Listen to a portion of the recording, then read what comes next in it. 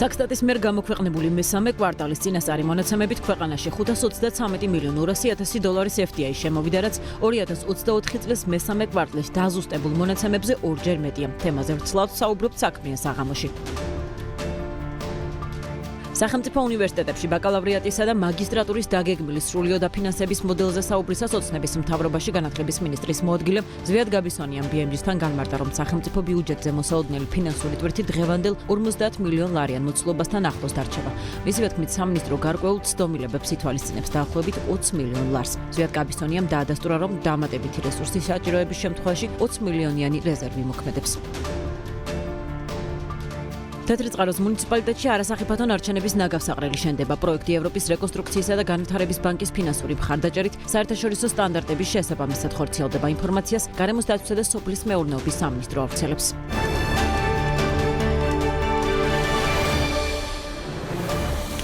საღამოშიდობის საქმიან საღამოს წარმოვიდგენთ BMG-ის გუნდის წევრებთან ერთად. ჩვენი ამ გადაცემის ავტორები გიორგი თოლორდოვა და ბექა ბაციკაძე ვართ. დავიწყოთ.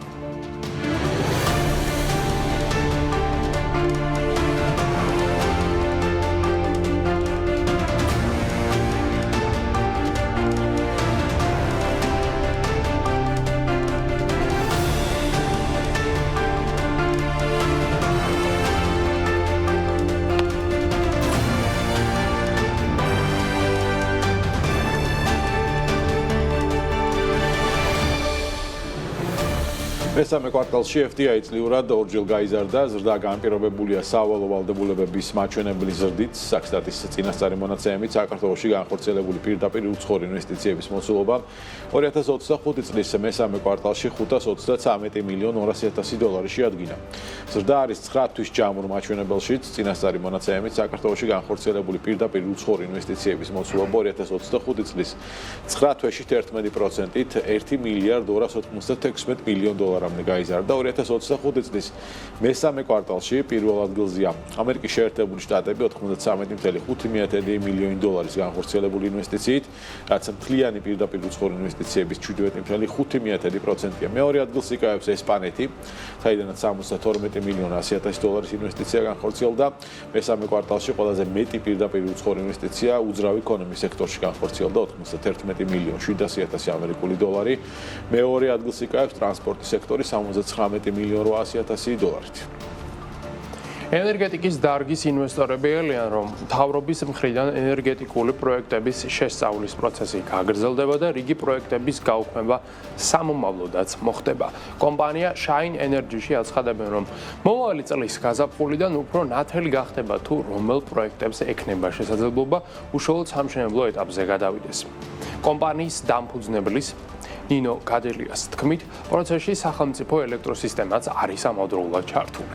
ცნობისთვის, ქართული ოცნების მთავრობის გადაწყვეტილებით ათობით ენერგოპროექტის განხილვა შეწყდა, რომელზედაც ინვესტორებსა და ეკონომიკის სამინისტროს შორის მემორანდუმი არ იყო გაფორმებული.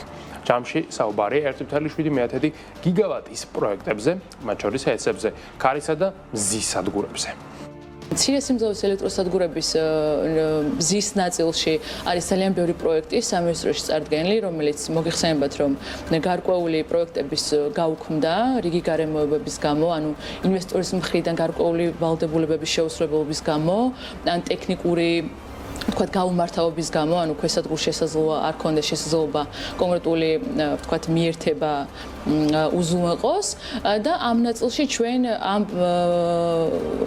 თქვათ მეორე და მესამე თქვათ გაუქმებების პროცესს ველოდებით, ანუ ფაქტობრივად მიდის ახლა ფილტრაციის ეტაპი და ალბათ მომდევნო წლის მეორე კვარტლიდან, ანუ გაზაფხულიდან უკვე ბევრად უფრო გამჭვირვალე გახდება მოცემულობა, თუ რომელ ქვესადგურებზე იქნება თავისუფალი მიერთების შესაძლებლობა, საბოლოო ჯამში რომელ პროექტებს დარჩებათ ნებართვა და რომელი გადავა სამშენებლო ფაზაში და ასე შემდეგ.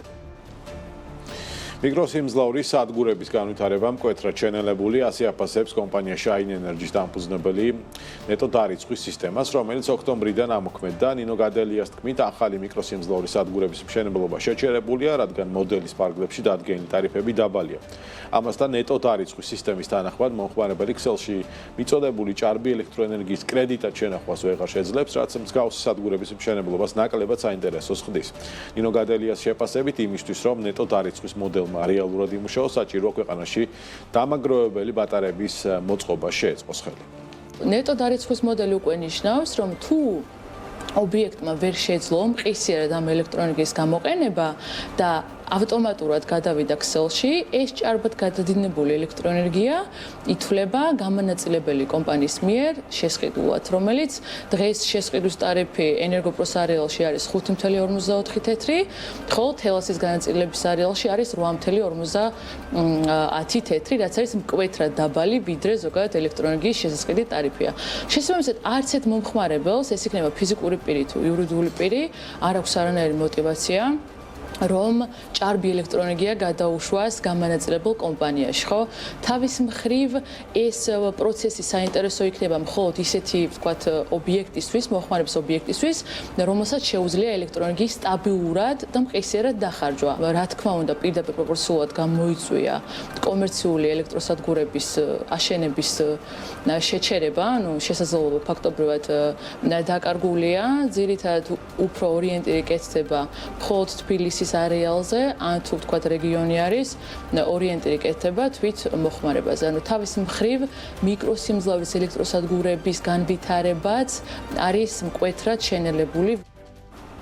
განათლების მინისტრის მოადგილე ირწმუნება, რომ აბიტურიენტებს სხვადასხვა ფაკულტეტის არჩევაზე შეზღუდვა არ ექნებათ. ზვიად გაბისონი ამბობს, რომ გუშინ ეკონომიკური პოლიტიკის კომიტეტზე მის მიერ გაკეთებული განცხადება არასწორად იქნა აღქმული და სინამდვილეში ერთი ქალაქი, ერთი უნივერსიტეტის პრინციპს გულისხმობდა იგი, რომლის მიხედვითაც მოგეხსენებათ აბიტურიენტებს უნივერსიტეტების და ფაკულტეტების არჩევის ჩამონათვალის უფლება არ შეზღუდებათ. მინისტრის მოადგილე აცხადებს, რომ სტუდენტს ექნება საშუალება, რომ სხვადასხვა სახელმწიფო უნივერსიტეტებში ერთდროულად რამდენიმე ფაკულტეტი შემოხაზოს. აღსანიშნავია, რომ უმაღლესი განათლების შესახებ კანონში ინიცირებული ცვლილებების მიხედვით ქართული ოცნების პარლამენტი დაჩქარებული წესით განხილვის პროცესში არის გადართული. მაგალითად მოყვანილი იყო იგივე სამართლის ან ეკონომიკის მიმართულება, როცა დღეისათვის თბილისში არსებული 5 სახელმწიფო უნივერსიტეტიდან ხდება გადუალება და შეუძლია რომ 1, 2, მესამე, მეოთხე და მეხუთე ეკონომიკის მიმართულება შემოხაზოს, ამის ნაცვლად მას შეეზღუდება, რადგან მოხდება საგანმანათლებლო პროგრამის გაერთიანება. ამაზე იყო ლაპარაკი და რაღაცა კომიკური ის მიიღო შედეგები, რაც შეეხება განმარტებას, რა თქმა უნდა, არანაირი შეზღუდვა ამასთან დაკავშირებით არ არის. მას შეიძლება სტუდენტ შეიძლება მაგალითად იურიდიული ან ეკონომიკური ფაკულტეტის გარდა შემოხაზოს სხვა მიმართულების პროგრამა იმავე უნივერსიტეტში, სხვა სახელმწიფო უნივერსიტეტში, რაც შეეხება კერძო უნივერსიტეტებს, აქ შეზღუდვა საერთოდ არ არსებობს. მაგალითად იურიდიული ფაკულტეტი თუ შემოხაზავს სახელმწიფო უნივერსიტეტში, გულისხმობ თბილისში არსებულ სახელმწიფო უნივერსიტეტს, ექნება შესაძლებლობა, რომ კერძო უნივერსიტეტში არსებული სამართლის სკოლებიდან და ფაკულტეტებიდან შესაბამისი პროგრამები შემოხაზოს. ქართული ოცნების განათლების მინისტრის მოადგილემ BMG-სთან განმარტებები გააკეთა საკითხზეც, თუ რა დაუჯდება მთავრობას სახელმწიფო უნივერსიტეტებში სტუდენტების უფასო სწავლა. ზვიად გაბისონი აცხადებს, რომ სახელმწიფო ბიუჯეტზე მოსალოდნელი ფინანსური ტვირთი დღევანდელ 50 მილიონიან მოცულობასთან ახლოს დარჩება. მისივე თქმით, სამინისტრო გარკვეულ ცდომილებას დაახლოებით 20 მილიონი ლარით ითვალისწინებს. აღსანიშნავია, რომ უმაღლესი განათლების შესახებ კანონპროექტის განმარტებით ბარათში აღნიშნულია, რომ მომდევნო წელს სტუდენტების დაფინანსებისთვის დამატებით 20 მილიონი ლარის გამოყოფა იქნება აუცილებელი. საუბარია იმაზე, რომ არსებულ პარამეტრებს ემატება დაახლოებით რეზერვი 20 მილიონი, იცით თქვენ, რომ აღნიშნული ტიპის რეზერვები სამინისტროები ყოველთვის ქმნიან. გარკვეული ტიპის ცდომილება დაშვებული გვაქვს, რა თქმა უნდა, და ბიუჯეტშიც გათვალისწინებულია, დამოკიდებულია ეს ყველაფერი იმაზე, რა მიმართულებით დაადგენს მთავრობა შესაბამის საგანმანათლებლო პროგრამებს და შესაბამის კვოტირებას. აქედან იქნება გამოანგარიშებული რა ბიუჯეტი დაჭირდება ქვეყანას იმისათვის, რომ ამ მიმართულებით სწავლება იყოს სრულად უფასო. საჭიროების შემთხვევაში ფინანსთა სამინისტროდან იქნება შესაბამისი დაფინანსება გამოყოფილი. და საქმე საღამოს საფონდო ბაზრების მიმოხილვით ვაგრძელებთ. წინა სავაჭრო სესია დიდად გამორჩეული და საინტერესო არ ყოფილა. საშუალოდ 9%-იანი კლება ვიხილეთ. დღეს კი როგორც ხედავთ, უოლ-სტრიტის საფონდო ბირჟაზე ინვესტორთა განწყობა ისევ და ისევ პოზიტიურია და ესე ეტაპობრივად მეთოდურად NASDAQ-იც და S&P 500-იც უკვე უახლოვდებიან რეკორდულ ზონას. თუ კი მაგალითად ხვალინდელ სავაჭრო სესიაზე ვითარება ისევ დადებითი იქნება და თან ფედის ხელმძღვანელი პოზიტიურ გადაწყვეტილებას მიიღებს, ანუ რეფინანსირების განაკვეთს ისე შეამცირებს, როგორც ამას ინვესტორები მოერლებიან. სავარაუდოდ უკვე S&P 500 ახალ რეკორდულ შედეგსაც დააფიქსირებს, რადგანაც მას დაახლოებით 9%-იანი მატება სჭირდება ამისათვის. ეს იქნება სავსებით საკმარისი იმისთვის, რომ წელი კიდევ ერთხელ ჩაიხუროს ახალი რეკორდული შედეგით. აი, უშუალოდ დღევანდელი სესიის დინამიკა კი ამდაგვარია. S&P 500-თან გვაქვს პლუს 0.19, Dow Jones-თან პლუს 0.28, ხოლო NASDAQ-თან პლუს 0.11%. აქვე რა თქმა უნდა, კომპანიებსაც შეგვიძლია თვალი გადაავლოთ, როგორც ხედავთ, დიდად გამორჩეული დინამიკა დღეს თითქმის არც ერთ მათგანს არ აქვს.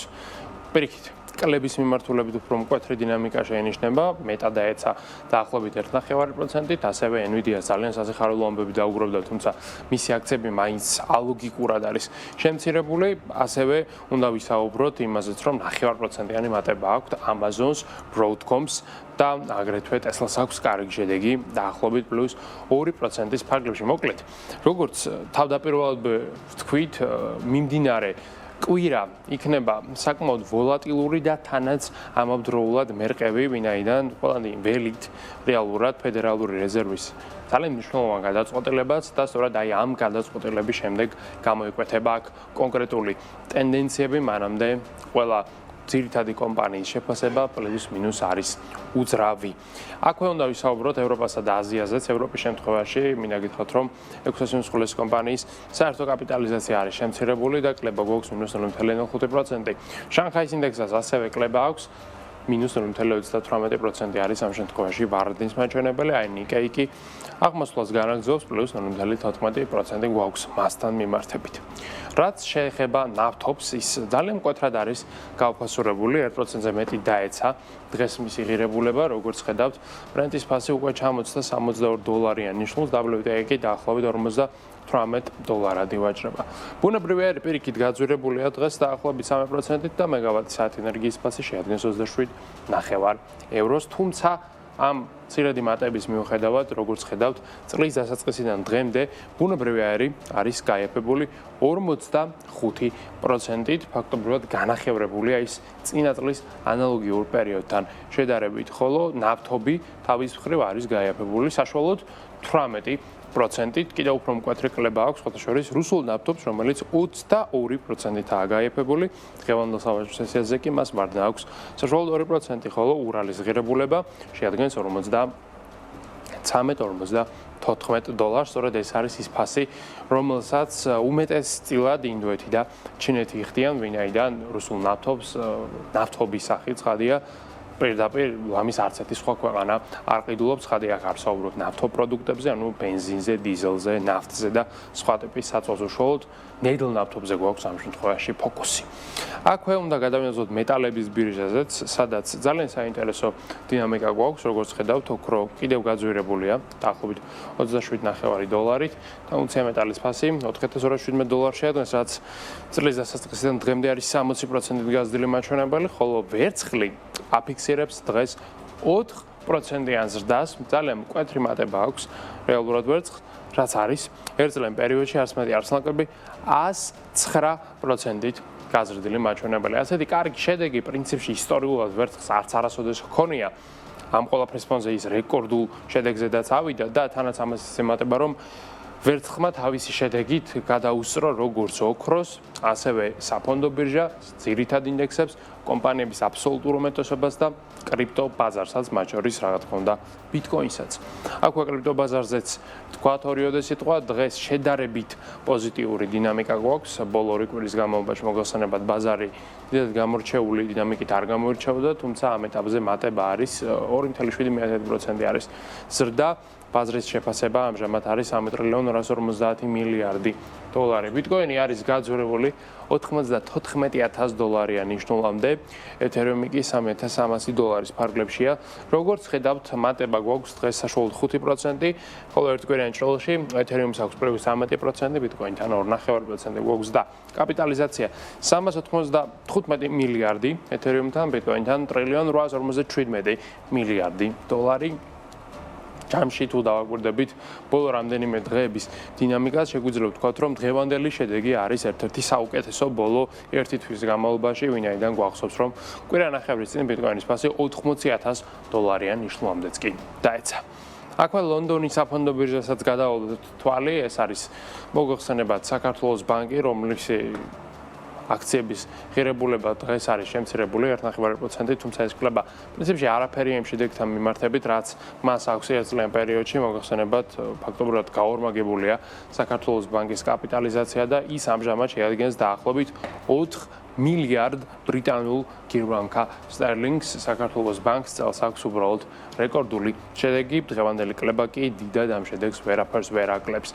TBC-საც კლება აქვს დღევანდელ სავაჭრო სესიაზე -0.25%, ხოლო გრძელვადიან პერსპექტივაში TBC-ს და საქართველოს ბანკის აქციების შედარება არის ძალიან რთული, ვინაიდან ერთი კომპანია რეკორდულ შედეგებს აღწევს, ხოლო მეორე უკვე 6 თვიან მინიმუმამდე არის შემცირებული. ჩვენს ეროვნულ ვალუტას რაც შეეხება, ის არის გამყარებული დოლართან მიმართებით და როგორც ხედავთ, უკვე ის 2.70-იან ნიშნულსაც კი ჩამოწდა დოლართან. ევროს კურსი ამ ეტაპზე 3.14 გვაქვს, აქ თითქმის უძრაობა, ხოლო სტერლინგის კურსია 3.59. და ბოლოს აქვე უნდა ვისაუბროთ ტრადიციულად ფორსაითის ლარის ფონდზე, რომელიც საშუალებას გაძლევთ თანხა განათავსოთ ფონდში, ამით მიიღოთ ფინანსური სარგებელი და რაც თავარია გრძელვადიანად შექმნათ დოვლათი. სარგებლის მოცულობა წლიურად საშუალო სტანდარტულად შეადგენს, როგორც თავად ხედავთ, დაახლოებით 9%-ს, ანგარიზე 50,000 ლარზე მეტ მქონე შემთხვევაში კი სარგებლის მოცულობა აღწევს 10%-ს. ეს არის წლიური ამონაგები, რომელიც თქვენ ყოველდღიურად გერიცხებათ, ხოლო ფორსაით ინვესტმენტ გრუპი არის საქართველოს ეროვნული ბანკის მიერ რეგულირებული და ლიცენზირებული კომპანია. მოკლედ, აი ესეთი ვითარება გვაქვს ჩვენ ამ წუთებში გლობალურ საფონდო ბირჟებზე. საქმე საღამოს დასრულების შემდეგ კი თქვენ გელით თელარ გელანდიას ავტორო გადაცემა წერტილი, რომლის ანონსაც სწორედ ახლა გაგაცნობთ. უმაღლესი განათლების შესახებ კანონში ცვლილებების დაჩქარებული წესით განხილვა დაიწყო. რაც გეგმავს ქართული ოცნების ხელისუფლება უმაღლესი განათლების ხარისხის გაზრდის სახელით. რამდენად გაუარესდება ან გაუმჯობესდება რეფორმის შემდეგ სიტუაცია სტუდენტებისთვის, რამდენად შეიცვლება უმაღლესი საგანმანათლებლო დაწესებულებების, როგორც სახელმწიფო, ისე კერძო უნივერსიტეტების მდგომარეობა და მთლიანობაში როგორ შეიძლება შეიცვალოს ქვეყანაში განათლების სისტემა. დღეს საღამოს 10:30-ზე BMG TV-ზე ილიას სახელმწიფო უნივერსიტეტის რექტორი ნინო დობორჯგინიძე ანალიზით წერტილში თელარა გელანტიასთან ერთად. მსოფლიო ამბებს წარმოგიდგენთ Global Auto Import. და დრო ვისაუბროთ რა მოხდა დღეს მსოფლიოში და დავიწყოთ პრეზიდენტი დონალდ ტრამპით, რომელმაც პოლიტიკოსს საკმაოდ ვრცელი ინტერვიუ მისცა და ვრცლად ისაუბრა ასევე რუსეთ-უკრაინის მიმდინარე ომზე. ტრამპის განცხადებით უკრაინის პრეზიდენტმა კარგად უნდა წაიკითხოს ბოლო სამშვიდობო შეთანხმება და ხელი მოაწეროს მას, რადგან არსებულ ვითარებაში უკრაინა ომს აგებს. ტრამპი ასევე გამოეხმაურა მისი შვილის დონალდ ტრამპი უმცროსის განცხადებას, რომელმაც თქვა, რომ შესაძლოა პრეზიდენტმა უკრაინა დატოვოს. ტრამპი ამბობს, რომ ეს არ არის სწორი განცხადება, თუმცა არც ბოლომდე არასწორია. მოკლედ ასეთი ორაზროვანი იყო მის შეფასება, თუმცა ალბათ გასაგები. რაც შეეხება ციტატას ტრამპის ინტერვიუდან, ეს არის თუ ისინი შეთანხმებებს, პოტენციურ შეთანხმებებს არ წაიკითხავენ, რუსეთთან მოლაპარაკება ადვილი არ არის, რადგან მათ უპირატესობა აქვს და ყოველთვის ჰქონდათ. გაცილებით უფრო დიდი ქვეყანაა და გაცილებით უფრო ძლიერია. უკრაინელ ხალხს და შეერთებულ ძალებს ძალიან დიდ პატივს სცემ მათი გამბედაობისა და გამძლეობისათვის, ასევე ბრძოლისათვის და ასე შემდეგ, მაგრამ გარკვეულ ეტაპზე ზომა გაიმარჯვებს და ეს უშველებელი ზომა მან ზელენსკიმ უნდა დაიწყოს რაღაცეებზე დათანხმება, როდესაც აგებდა ის აგებს ესეთია ციტატა ამ ინტერვიუდან პრეზიდენტი დონალდ ტრამპისა. ტრამპის თქმითვე იმისთვის რომ უკრაინამ დემოკრატიული ქვეყნის სტატუსი შეინარჩუნოს, მნიშვნელოვანია რომ საპრეზიდენტო არჩევნები ჩატარდეს. ამ თემაზეც ისაუბრა დონალდ ტრამპმა. მან თქვა რომ ომი, რომელიც ახლა მიმდინარეობს, არის მიზეზი არჩევნების არ ჩატარებისა, თუმცა უკვე ძალიან დიდი ხანია საპრეზიდენტო არჩევნები არ ყოფილა და საჭირო რომ ეს არჩევნები ჩატარდეს. მან ასევე თქვა რომ შესაძლოა ამ არჩევნებში ზელენსკიმ გაიმარჯვოს,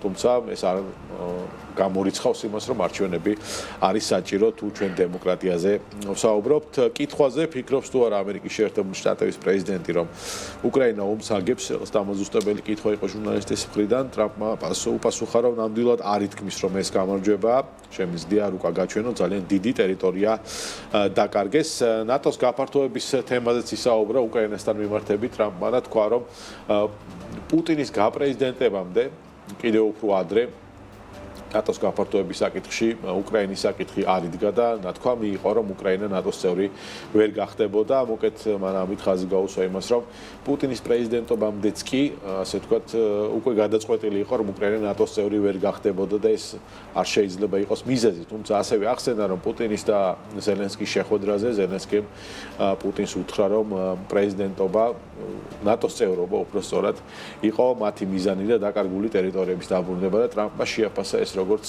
არასწორი ასე ვთქვათ ტონი პუტინთან მიმართებით. ხო, ომის დასრულების პოტენციურ საკითხზე ასევე იმჟელეს 8 დეკემბერს გამართულ შეხვედრაზე დიდი შვიდეულის G7-ის ფინანსთა მინისტრებმა რეალურად პლანეტის წამყვანი სახელმწიფოების ლიდერებმა მათმა წარმოადგენლებმა და არის ერთი ასეთი მარტივი სულისკვეთება წარმოჩენილი G7-ის ამ შეხვედრაზე, რომ G7 ისევ და ისევ მტკიცედ გააგრძელებს უკრაინის მხარდაჭერას როგორც პოლიტიკურ, ასევე რა თქმა უნდა სამართლებრივ და ფინანსურ ეკონომიკურ დონეზე. აქ საუბარი იყო ახალი დახმარების პაკეტების დამტკიცებაზე და ასევე სანქციების რეჟიმის მნიშვნელოვნად გამკაცრებაზე იმ შემთხვევაში თუ კი რუსეთის ფედერაცია არა და არაგზით არ დათანხმდებოდა იმ სამშვიდობო გეგმას, რომელიც იქნებოდა წარმოდგენილი მაგიდაზე. ჩვენ ვიცით რომ ამ სამშვიდობო გეგმას აქვს რეალურად ორი კომპონენტი. პირველი კომპონენტი ეს არის უკრაინის თანხმობა იმ პირობებზე, რაც იქნება წარმოდგენილი, ხოლო მეორე არის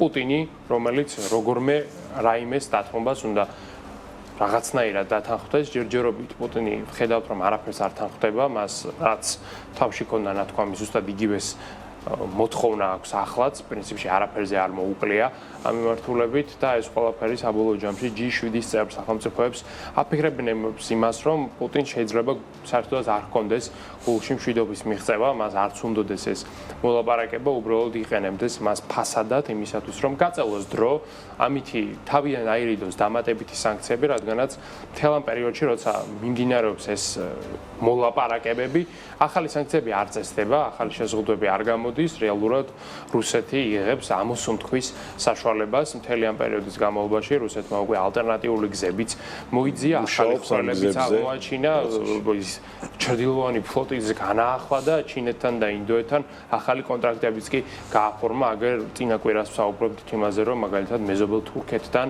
ენერგორესურსების მიწოდების კონტრაქტი გააფორმა გაზპრომთან. ეს იმაზე მიუთითებს, რომ რეალურად რუსეთში არ სძინავთ და ძალიან კარგად აცნობიერებენ იმას, რომ ყოველი დამატებითი დღე, როდესაც G7, ევროკავშირი და ამერიკა საერთოდ ახალ ნაბიჯებს არ დგამენ მის წინააღმდეგ, რეალურად მისთვის არის ახალი შესაძლებლობების აღმოჩენის საშუალება. ამას რუსეთი ძალიან აქტიურად იყენებს და უკვე იკვეთება გარკვეულწილად ტენდენცია იმისა, რომ რაღაცნაირად ყოველ 60 თვეში ერთხელ პუტინი განაახლებს სამშვიდობო მოლაპარაკების მიმართ მზაობას, შემდეგ ამ პროცესს გაწელავს, ამითი თავიდან აირიდებს ახალ შეზღუდვებს და კიდევ დამატებით პერიოდს მისცემს თავის რეჟიმს იმისათვის, რომ გააგრძელოს ის სამხედრო აგრესია, რასაც ვიცნობ ჩვენ უკრაინის ომის სახელით. ცხადია, ამ პრობლემას ჭირდება აღმოფხვრა, მოგვარება, ამაზე მიუთითებს მის ყველა წარმომადგენელი და შეიძლება ეს პრინციპში იყოს ბოლო მცდელობა ტრამპის ადმინისტრაციის მხრიდანაც, რადგანაც თუ კი ეს მცდელობაც ჩავარდება, ამის შემდეგ უკვე ძალიან სერიოზულად მიმდინარეობს ჟელობა აქტივ აქტივების სრულ ჩამორთმევაზე, რეპარაციული სესხის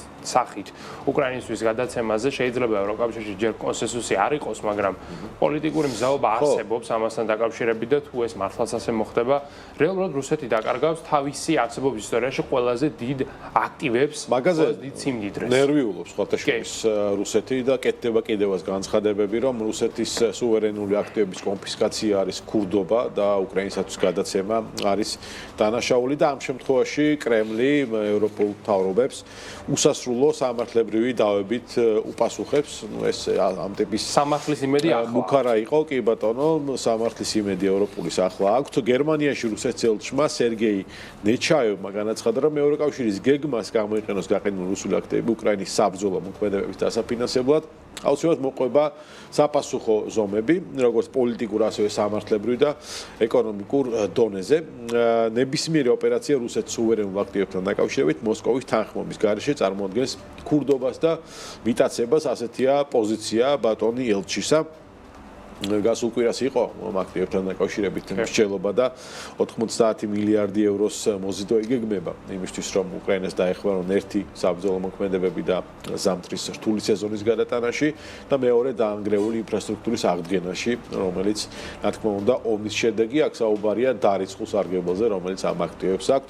მიუხედავად იმისა, რომ შენც ახსენე, რომ ერთსულოვნება არ არის, ბელგია მაგალითად წინააღმდეგი, სადაც აქტივები არის განთავსებული, მას სამართლებრივ ნაწილში შეიძლება ამბობს, რომ გქონდეს გამოწვევები, იმიტომ რომ ამ კომპენსაციის სამართლებრივი დავის წაგების შემთხვევაში კომპენსაციის გადახდა მოუწევთ და ამაზე მსჯელობენ რა გარანტიების მექანიზმები შეიძლება იყოს ამოქმედებული, იმისთვის რომ ბელგია ამ ნაწილში არ იყოს, ასე ვთქვათ, შეწუხებული, შეშფოთებული და კრიზისის მოლოდინში. ეს ნაჩიევის თქმითვე ამ ნაბიჯმა შეიძლება სრულად გაანადგუროს ევროკავშირის საქმიანი რეპუტაცია და ევროპული მთავრობები უსასრულო სამართლებრივ ბრძოლაში ჩართოსო. მოკეთ ამ აქტივებთან დაკავშირებით, რა თქმა უნდა, რუსეთის ყურადღების გარეშე არ იქნება მნიშვნელოვანი აქტივებია მათთვის, მით უმეტეს ისინი მთელი სიმდიდრე რეალურად, რასაც წლების განმავლობაში აგროვებდა ყველა მთავრობა. თან სიმდიდრის ნაწილი უნდა წავიდეს მათვე წინააღმდეგ, ხო?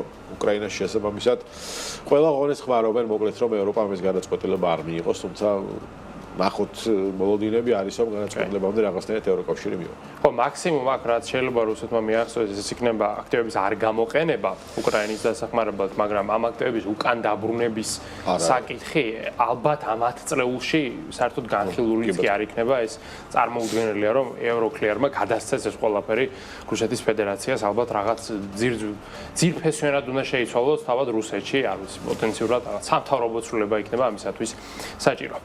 აქვე კიდევ ერთ მნიშვნელოვან საკითხზე უნდა ვისაუბროთ. ჩვენ ორიოდი სიტყვა ვთქვით თურქეთზე, ჩვენს მეზობელ სახელმწიფოზე, რომელმაც განაახლა კონტრაქტები რუსეთის ფედერაციასთან. თურქეთი ბოლო პერიოდში ძალიან ბევრ ქარცეცხლშია გახვეული, მიუხედავად იმისა, რომ თურქეთი ეკონომიკურად არის ძალიან ძლიერი სახელმწიფო, ერთ-ერთი ყველაზე სწრაფად განვითარებადი ეკონომიკის მქონე ქვეყანა ზოგადად რეგიონში. მიუხედავად ამისა, მას აქვს ორი პრობლემა.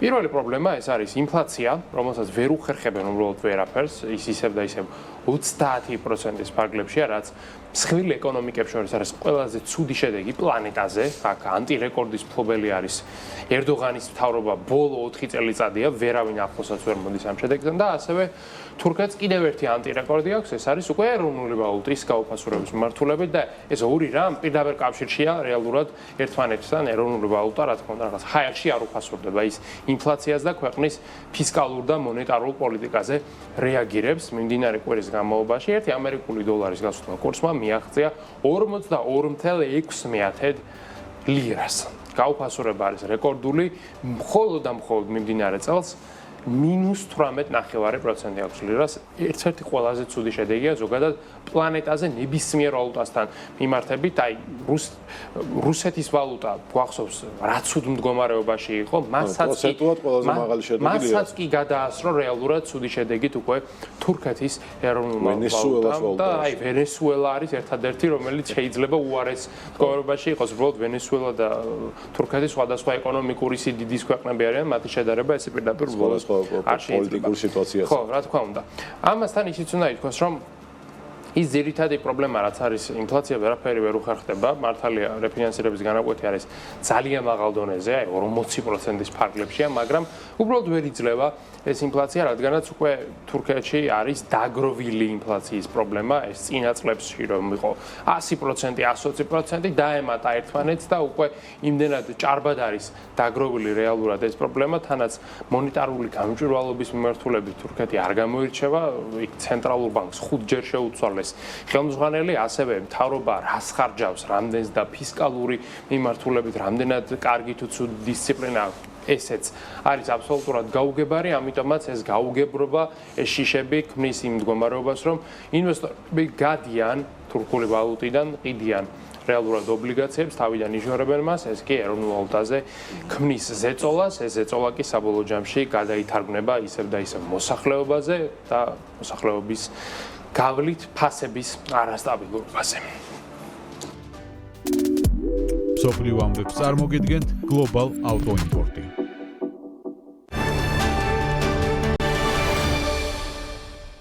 საქართველოს მთავრობის ადმინისტრაციამ გამოაცხადა ფასთა კვლევის პროცედურა ადმინისტრაციის შენობისთვის სასადილოს მომსახურების შესყიდვის მიზნით. ინტერესთა გამოხატვაში მონაწილეობა კომპანიებს 2025 წლის 12 დეკემბრამდე შეეძლებათ. ასევე მოთხოვნად განისაზღვრა არანაკლებ 100,000 ლარის წლიური ფინანსური ბრუნვის დამადასტურებელი დოკუმენტაცია და სახელმწიფოს საიდუმლოებასთან დაკავშირებული საქმიანობის ნებართვა.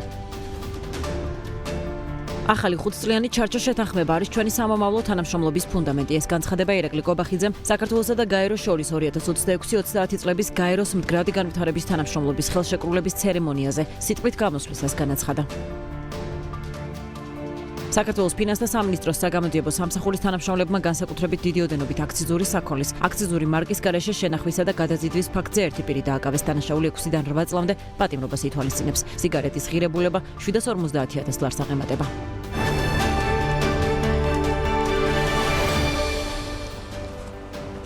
ვის დარჩება Warner Brothers Discovery? ეს არის კითხვა, რომელმაც აქტუალურობა სრულად და მოულოდნელად გუშინ შეიძინა, მაშინ როცა მსოფლიო Netflix-ის მიერ კომპანიის 83 მილიარდად შეძენაზე საუბრობდა. სრულად მოულოდნელად ხელახლა ამოტივტივდა სახელი Paramount Pictures. მულტიმილიარდერი ლარი ელისონის შვილის კომპანია, რომელიც მზადა 108 მილიარდი დოლარი ქეშად გადაიხადოს და Netflix Warner Brothers-ის გამოგლეჯვა, ასე მოახერხოს და უზრუნველყოს მათი ხელიდან. ამერიკული კინოინდუსტრიის ერთ-ერთ უდიდეს დაპირისპირებაზე სასაუბროდ ახლა ერეკლე ფოლადიშვილი შემოგვიერთდება ერეკლე საღამომშვიდობის. დეკა საღამომშვიდობისა და მივესალმები მაყურებელს. ჰარი პოტერის, ჰობიტის, ბნელი რაინდისა და ჯოკერის შემქმნელი Warner Brothers-ი, რომელიც ყველა ჩვენგანისთვის საკულტო ფილმებთან და ბავშვობის საუკეთესო მოგონებებთან ასოცირდება, იყიდება, თუმცა ეს სიტყვაც რბილად არის ნათქვამი. იმის გათვალისწინებით თუ რა ქარიშხალით ტრიალებს მის გარშემო ეს ბოლო 2 დღეა. მაშინ როცა მსოფლიომ შეიტყო სიახლე Netflix-ა და Warner Brothers შორის დადებული 82.7 მილიარდიანი გარიგების შესახებ, ყველა იმას დარდობდა, გადაიყვანდა თუ არა ამერიკული სტრიმინგ პლატფორმა ლეგენდარულ კომპანიას თავის იდეოლოგიურ, პოლიტიკურ თუ ბიზნეს მოდელზე. თუმცა ორშაბათს Paramount-ის მიერ გაჟღერებულმა განცხადებამ ყველაფერი თავდაყირა დააყენა. თანაც არა მარტო მომხმარებლების, არამედ Netflix-ისთვისაც. მარტივად რომ წარმოგადგენინოთ, დეივიდ ელისონის კომპანიამ იმ მცირე დროითი ჩარჩოთი ისარგებლა, რაც Netflix-ა და Warner-ს შორის საბოლოო დოკუმენტის გაფორმებამდე იყო დარჩენილი და ინვესტორებს გაცილებით დიდი თანხა შესთავაზა. მიზანი ცხადია, მათ უნდა უარყონ Netflix-ის შემოთავაზება და დათანხმდნენ კომპანიის Paramount-ისთვის მიყიდვას. ვიდრე ამ გადაწყვეტილების პოლიტიკურ ნაწილზე ვისაუბრებთ და იმაზეც, რამდენად აქვს ელისონს წარმატების შანსი, უნდა შევაჯამოთ, რა შეთავაზებები გააჟღერეს მხარეებმა. Netflix-მა ლეგენდარული კომპანიის შეძენის თანხად 82.7 მილიარდი დაასახელა, საიდანაც 72 მილიარდი აქციონერებზე გადანაწილდება. თუმცა, აქ არის ერთი თუმცა. Netflix-ი ამ თანხების სრულად გაცემას არ აპირებს. თითოეული აქციისთვის განკუთვნილი 27.75 დოლარიდან ინვესტორებს ქეშად თანხის მხოლოდ ნაწილი შეხვდებათ. დანარჩენი კი Netflix-ის აქციების სახით გაიცემა. ანუ ისე, როგორც კომპანიების სტანდარტული შეერთებისას ხდება ხოლმე. აი Paramount-ის 108 მილიარდიანი შეთავაზება კი გულისხმობს, რომ ინვესტორები სათითაო აქციისთვის ქეშად 30 დოლარს მიიღებენ. დიახ, პირი ანგარიშსწორებით, რაც ფართო სურათში გაცილებით მეტ სარგებელს აძლევს ინვესტორებს. ამაზე გაცილებით პრობლემური საკითხი არის ის, თუ რომელ კომპანიას რისი მიღება სურს Warner-ისაგან. თუ Netflix-ის ინტერესი წმინდადაა დაკავშირებული კინოინდუსტრიასთან და მიზნად ლეგენდარული კომპანიის ყველა კინოპროექტის, ასევე HBO streaming პლატფორმის შემოერთება Paramount-ს მთელი კომპანია სურს თავისი ყველა პროდუქტითა თუ განხრით და როცა განხრას გულისხმობ მხოლოდ ერთადერთს ამერიკის ერთ-ერთ ყველაზე გავლენიან მედიას CNN-ს არხს რომელიც დონალდ ტრამპს სულს ალბათ გაგიკვირდებათ რა შუაშია ამ ყველაფერთან ამერიკის პრეზიდენტები ხომ ბიზნეს გარიგებებში თუ დავებში არ უნდა ერეოდნენ თუმცა რამდენიმე სახელს გავაჟღერებ და იდეალურად მიხვდებით რაშიც არის საქმე. Warner Brothers Discovery-ს შეძენა სურს დეივიდ ელისონის კომპანია Paramount-ს. თვითონ დეივიდ ელისონი არის მსოფლიოს ერთ-ერთი უმდიდრესი ადამიანის, მულტიმილიარდერისა და დონალდ ტრამპის საარჩევნო დონორის ლარი ელისონის შვილი. თითქოს ყველაფერი ნათელია, არა? დონალდ ტრამპის მოკავშირის შვილს სურს შეიძინოს ის კომპანია, რომელიც დონალდ ტრამპისთვის საძულელ CNN-ს ფლობს. შესაბამისად, თუ გარიგება შედგება, ტრამპი ორჩიც ერთდროულად დაიჭერს. გააჩუმებს კრიტიკულ მედიას და თავის უახლოეს გარემოცვას ლეგენდარულ კინოკომპანიასაც გადააბარებს. სხვადასხვა Guardian-ის ინფორმაციით, ლარი ელისონი ტრამპის გარემოცვას უკვე შეხვდა და დაუთქვა, რომ თუ Warner Brothers-ი მისი შვილის ხელში გადავა, CNN-დან ყველა იმ ჟურნალისტს გაუშვებენ, რომლებიც პირადად ტრამპს არ უყვარს. თუმცა პრეზიდენტის ინტერესები აქ არ მთავრდება.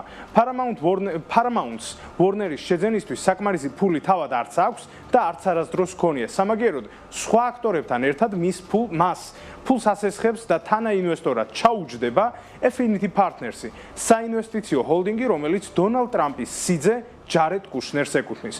ვფიქრობ, მეტი ახსნა არც სჭირდება იმას, რასთან გვაქვს საქმე. თუმცა არსებობს ამ პროცესის ერთადერთი შემაკავებელი, ვისი და რის იმედიც რეალურად Netflix-ს აქვს. ეს ამერიკის ფედერალური მარეგულირებელია.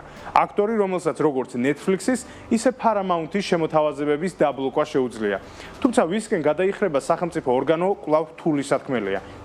ერთ მხარეს დგას სტრიმინგ სერვისის გიგანტი, რომელსაც ყოველწლიურად 300 მილიონი მომხმარებელი ჰყავს და ისედაც პირველ ადგილზეა. თუ ის Warner Brothers შეიერთებს და შესაბამისად მოიპოვებს კონტროლს HBO-სა და სხვა სტრიმინგ პლატფორმებზე, კომპანია შესაძლოა ამ სფეროს ერთგვარი მონოპოლი გახდეს. მონოპოლი 418 მილიონი მაყურებლით. ცნობისთვის ამერიკაში მეორე ადგილზე მყოფ Amazon-ს ამის ნახევარი 200 მილიონი მაყურებელი ჰყავს. თუმცა თუ მარეგულირებელი ჩათვლის, რომ Netflix-ისა და Warner-ის გაერთიანება კონკურენციის შესახებ კანონს არ ღვევს, მაშინ გარიგება ჩაიშლება. სხვათაშორის ამის მოლოდინი სტრიმინგ პლატფორმის მფლობელ ტედ სარანდოსის არ აქვს. სამაგიეროდ ტრამპის მიერ დანიშნული მარეგულირებლების იმედი აქვთ Paramount-ში, სადაც აცხადებენ, რომ მათი 77 მილიონიანი სტრიმინგ პლატფორმისთვის Warner Brothers-ის 117 მილიონიანი აუდიტორიის მიერთება არავითარ რეგულაციას არ დაარღვევს და ამაში მართლებიც იქნებიან. თუმცა რა დინებებია ამ გარიგების ქვეშ, უკვე თქვენთვისაც კარგადაა ცნობილი. ახლა არჩევანი რეალურად არა ინვესტორებზე ან მარეგულირებლებზე, არამედ დონალდ ტრამპზეა. მან უნდა აირჩიოს ამჯობინოს CNN-ის გაჩუმება და ახლო გარემოცვის გამდიდრება, თუ მედიის თავისუფლება და კინოინდუსტრიის მომავალი. მადლობა ერეკლეს, კარგი სერიალი გამოდის, კინოინდუსტრიაზე საუბარს ახლა დღის რიცხვშიც გავაგრძელებთ რამდენიმე წამში.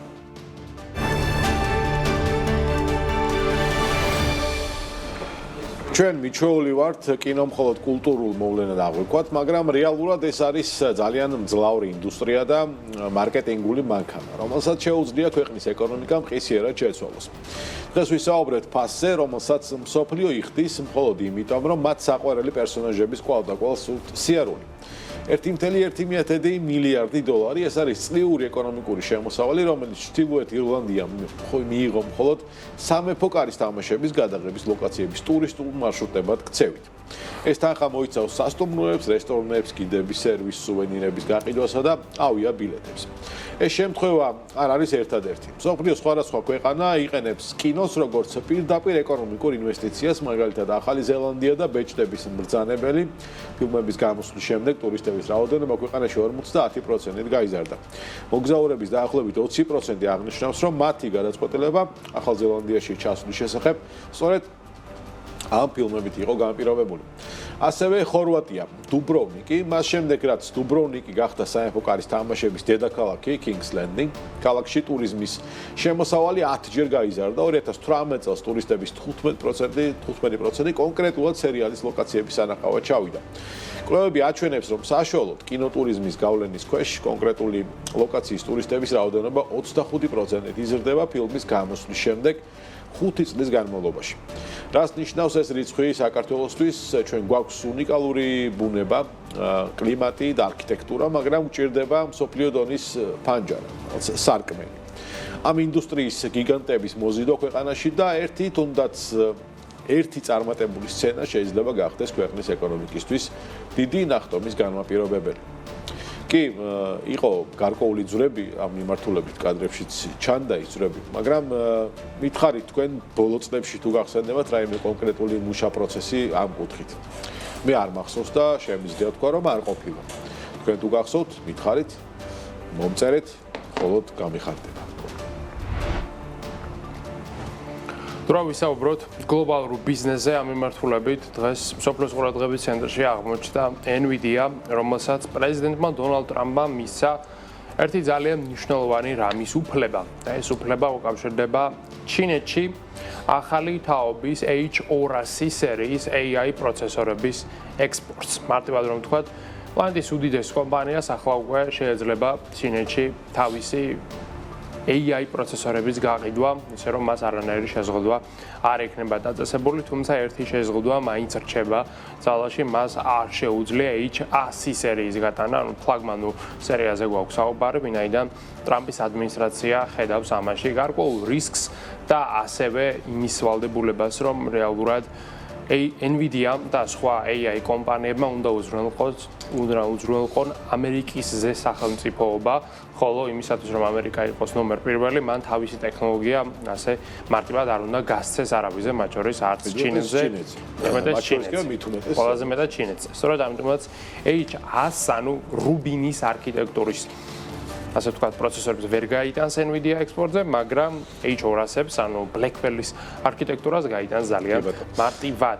აქედან შემოსავალი რაც გენერირდება, მისი 25% უნდა წავიდეს ამერიკის ფედერალურ ბიუჯეტში, ესეც არის ამ გარიგების ძალიან მნიშვნელოვანი ნაწილი. ამ გამარჯვებასაც ტრამპი სავარაუდოდ წლის ბოლოს შეჯამება რო ექნება თავისი 1 წლის მოღვაწეობისა, იქ აუცილებლად აღნიშნავს. კი ბატონო, სწორედ ეს შეზღუდვა განაპირობებს იმას, რომ სხვადასხვა გზებით ადამიანები ცდილობენ, რომ NVIDIA-ს ჩიპები მოხდეს ჩინეთში. კარგი ბიზნესია სხვათა შორის. ჰონკონგის გავლით ალბათ კარგი შემოსავლიანი ბიზნესი იქნება, თუმცა იმ ორი ადამიანისთვის, ვიზიც ახლა უნდა ვისაუბროთ, ეს ბიზნესი შემოსავლიანი ვეღარ იქნება, იმიტომ რომ ამერიკელმა სამართალდამცავ მოწყობებმა დააკავეს და საუბარი 160 მილიონი დოლარის ღირებულების NVIDIA-ს ჩიპების მომპარვასა და კონტრაბანდულად ჩინეთში გატანის მცდელობაზე. აქ შედიოდა H200-ის ჩიპებიც. აქამდე რაც იყო შეზღუდული. არ იცოდნენ ახლა და იმიტომ H200 მიაყოლეს და H100-ის ჩიპები, რომელიც ასევე შეზღუდულია, კი ბატონო. ნუ როგორც ქვეყნის იუსტიციის დეპარტამენტში განაცხადეს, ფანიუე გონგი და ბელნილ იანი იყვნენ ორი პირი, რომლებმაც შეადგინეს კონტრაბანდული სქემა. არსებული ინფორმაციით ისინი ჩიპებს სხვადასხვა მეთოდებით მოიპოვებდნენ, NVIDIA-ს გარეგნული ნიშნების წაშლას აპირებდნენ, ყალბი ასე ვთქვათ, ბრენდის გამოყენებას და სწორედ ასე დოკუმენტების გაყალბებით გეგმავდნენ კონტრაბანდული საქონელის გატანას. აღსანიშნავია, რომ მათი დაკავება იუსტიციის დეპარტამენტის ოპერაცია კარიბჭის მცველის ფარგლებში განხორციელდა. ეს ოპერაცია ზოგადად უნებართვოდ სხვადასხვა ტექნოლოგიური მიღწევების ქვეყნიდან გატანას ებრძვის და ამ ოპერაციის ფარგლებში ამოღებული 50 მილიონის ნახევარ გამტარები უკვე იყო. სანამ ეს ბოლო ოპერაცია ჩატარდებოდა, დეპარტამენტმა გამოვლინა, რომ დაკავებული პირები მარტო არ მოქმედებდნენ და საერთო სისტემას ჰიუსტონში დაფუძნებული კომპანია კურირებდა. მისი ხელმძღვანელი არის დაკავებული და უდიდესი კონტრაბანდული სქემა და ქსელი იყო შექმნილი. ჰონკონგში ხდებოდა ეს ჩიპები და ჰონკონგიდან სავარაუდოდ იყვნენ ჩინელი დამკვეთები, რომლებისთვისაც განკუთვნილი იყო ზუსტად ამ ჩიპების ტრანსპორტირება. გონგი და იუანი ჰონკონგში დაფუძნებული ლოჯისტიკური ფირმის დაკვეთას ასრულებდნენ. ეს დეპარტამენტმა გავრცელა ინფორმაცია და შესაბამისად გაიშიფრა სქემა, რომელიც ალბათ წლებია მუშაობს და ყოველ შემთხვევაში ახლა ეს სქემა ჩახსნილი და გადაჭრილია. ხო, ალბათ იმ კლიენტებსაც მიადგებიან, რომლებსაც არალეგალური გზებით შეიძინეს ეს ჩიპები და შეიძლება პოლიტიკური ზეწოლის გზით მათ ამ პროდუქტების დათმობაც კი აიძულონ, მაგალითად პრეზიდენტმა ტრამპმა შეიძლება სი ძინპინთან მიაღწიოს ამ თემაზე შეთანხმებას. დარწმუნებულია, რომ მიაგნებენ H100-ის დამალვა მარტივად არ არის, იმდენ ენერგიას მოიყვარს. ჯიბეში ვერ ჩამალავ ამ პროდუქტს, ნამდვილად ძალიან მნიშვნელოვანი პროდუქტია ის დღეს გლობალურ ტექნოლოგიურ სექტორში. აქვე AI-ის მიმართულებით კიდევ ერთი სიახლე გვაქვს, მოკლედ Google აპირებს ახალი AI-ის სათვალის გამოშვებას, ეს იქნება მარტივად რომ ახსნათ Ray-Ban Meta AI-ის პირდაპირ კონკურენტი, ვიცით რომ Ray-Ban-თან კოლაბორაციით Meta აწარმოებს ჭკვიან სათვალეებს, რომელთაც აქვს კამერები, დინამიკები, პროცესორი, ბატარეა და შეუძლიათ როგორც ფოტოს გადაღება, ასევე ვიდეოსი და აგრეთვე კითხვა შეგიძლიათ დაუსვათ, მაგალითად რა შენობას ვუყურებ ახლა და გვეპასუხებს რომ ეს შენობა არის მუზეუმი ან რაღაც და იქვე მოაყოლებს ისტორიას. მოკლედ ხმოვანი ასისტენტია, რომელსაც შეუძლია შეკითხვების პასუხის გაცემა. აი, დაახლოებით იგივე რამის წარმოებას აპირებს Google, რომელსაც გრძელ ვადაში უნდა, რა თქმა უნდა, დისპლეის მქონე სათვალეების წარმოება. რაღაც ბოლო პერიოდში ვხედავთ, რომ ყველა ტექ გიგანტი ამას აკეთებს. Meta თავის ხრივ არის. მოვიდა შენი დროც ნამდვილად Google-მაც უკვე უნდა დაიწყოს, Apple-მა Vision Pro გამოუშვა, Samsung-მა გამოუშვა ცოტა ხნის წინ ჭკვიანი სათვალე და ლამის ყველა ტექ კომპანია პრინციპში ასეთ პროექტებზე მუშაობს, რაც იმაზე მევთითებს, რომ შეიძლება ეს ტექ კომპანიები ფიქრობენ, რომ მომდენო 5 წელიწადში შეიძლება smartphone-ები სწორედ ჭკვიანმა სათვალეებმა ჩაანაცვლონ, ვინაიდან თუ კი კომპიუტერული პროცესინგი იმდენად გამარტივდება, როგორც ისინი ფიქრობენ, ეს რა თქმა უნდა ყველა ადამიანისათვის უფრო მისაღები გამოყენების ფორმა იქნება, ვიდრე ჩვეულებრივი smartphone-ი. კი ბატონო, Elon Musk-ის განცხადებაზე გადავიდეთ, რომელმაც განაცხადა, რომ გავრცელებული ინფორმაცია 800 მილიარდი არის შეფასება მომდენო რაუნდისთვის SpaceX-ის. სიმართლეს არ შეესაბამება, სტარტაპის ხელმძღვანელი ამბობს, რომ SpaceX-ი სწრაფი ტემპით იზრდება, სტაბილურად აგენერირებს შემოსავალს და გაფართოებასაც გეგმავს, თუმცა მომდენო საინვესტიციო რაუნდის 800 მილიარდიანი შეფასებით გამართვა არ არის დაგეგმილი და ისევ 320 მილიარდის 350 მილიარდზე იქნება მომდენო საინვესტიციო რაუნდიც. უნდა აღინიშნოს, რომ საპირისპირო ცნობებს ავრცელებენ ავტორიტეტული გამოცემები, რომელთაც SpaceX-ის კერძო ინვესტორები ადასტურებენ, რომ მომდენო რაუნდი სწორედ 800 მილიარდიან შეფასებით იქნება. თუ ეს ინფორმაცია დადასტურდება, მაშინ SpaceX-ი დაიბრუნებს ყველაზე ძვირადღირებული სტარტაპის სტატუსს, რომელიც მას OpenAI-მ ჩამოართვა ცოტა ხნის წინ 500 მილიარდიანი შეფასებით, როგორც იცით 350-ია SpaceX-ის შეფასება მიმდინარეობს და ნახოთ მომდენო საინვესტიციო რაუნდი რა შეფასებაზე, რა ჭერზე ასე ვთქვათ გაიმართება. ხო, Musk-ს არ დაუსახელებია კიდევ ერთი მნიშვნელოვანი რამ და ეს უკავშირდება რეალურად კომპანიის საფონდო ბირჟაზე განთავსებას. შეიძლება სწორედ IPO-ს გამო ის იკავებს თავს და არ ამბობს კონკრეტულ შეფასებას და არც უნდოდეს კიდევ მომდენო კერძო რაუნდის გამართვა, რადგანაც საფონდო ბირჟაზე გავლით, რა თქმა უნდა, სტარტაპს გაცილებით მეტი ინვესტიციის მოზიდვა შეიძლება, ეს ზოგადად ყოველთვის ასეა და გავრცელდა Reuters-ის მიერ ინფორმაცია, რომ SpaceX-ი უმიზნებს 2026 წლის ბოლოს, რათა გამოვიდეს საფონდო ბირჟაზე, როგორც უკვე არა სტარტაპი, არამედ საჯაროდ ხელმისაწვდომი კომპანია. IPO-ს სავარაუდო მოცულობა Reuters-ის ინფორმაციით იქნება 560-დან 800 მილიარდი დოლარის დიაპაზონში. აი, აქედან მოდის ეს 800 მილიარდი რეალურად, რომელიც უარყო Elon Musk-მა. შეიძლება 800 მილიარდი დღეს არ ღირდეს სტარტაპი, მაგრამ 2026 წლის ბოლოს შეიძლება მართლა მიაღწიოს მისმა შეფასებამ ამას, რადგანაც SpaceX აქვს დაგეგმილი რამდენიმე ძალიან დიდი კონტრაქტის გაფორმება NASA-სთან, რომელიც არის მისი მთავარი მომხმარებელი, რა თქმა უნდა, კერძო პირ SpaceX-ის რაკეტა არაფერში არ სჭირდება და თუ კი NASA-სთან ეს მოლაპარაკებები გამოვიდა და თვარისა თუ სხვა ექსპანსიის მიმართულებით პროგრამებში SpaceX-ი ბოლომდე ჩაერთვება, მაშინ უკვე 800 მილიარდიანი კაპიტალიზაცია გასაკვირი არ იქნება ამ სტარტაპისთვის და ის გახდება ერთ-ერთი ყველაზე დიდი კომპანია, რომელიც საერთოდაც საფონდო ბირჟაზე IPO სახით ამხელა განთავსებით იქნება წარმოდგენილი ისტორიული მნიშვნელობიდან გამომდინარე.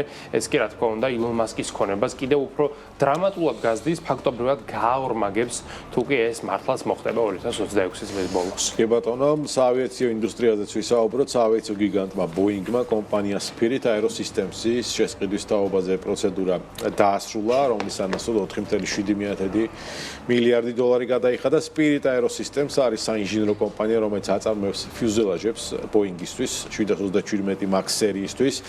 მის პროდუქტებში შედის გასულ წელს Alaska Airlines-ის გვახსოვს შემთხვევა, როდესაც ფიუზელაჟი ნაწილი მოსძვრა თვითმფრინავს და ავარიული დაშვების განხორციელება მოუწია შესაბამისად შემდეგ იყო გარკვეული ვარდნებიც Boeing-ის გამოძიება და ასე შემდეგ. კონკრეტული დაბარებები და მთელი Boeing-ი თვლის რომ ხარისხის და უსაფრთხოების კუთხით უდიდესი ნაბიჯი გადადგეს წინ, რადგან აღარ იქნებენ აუთსორსზე დამოკიდებულები და Boeing-ი თავად გააკონტროლებს პროცესს, რომელიც უკავშირდება ძალიან მაღალ ტექნოლოგიურ და ასე ვთქვათ უსაფრთხოების მიმართულებით ძალიან ხარჯიან წარმოებას, რომელსაც მართავდა აქამდე Spirit Aero Systems-ი. გარიგების მთლიანი ღირებულება Spirit-ის დავალიანებების გამო, ეს დავალიანებებიც ამის მერე უფრო მეტად წარმოიშვა, იქნება 8.3 მილიარდი დოლარი და ეს გადაწყვეტილება რა თქმა უნდა Boeing-ს დაეხმარება უსაფრთხოების სისტემების ხარისხის გაუმჯობესებაში, ყოველ შემთხვევაში ასეთია მოლოდინები კომპანიის. საქმიანი საღამო ამით დასრულებულია. მომავალ შეხვედრამდე.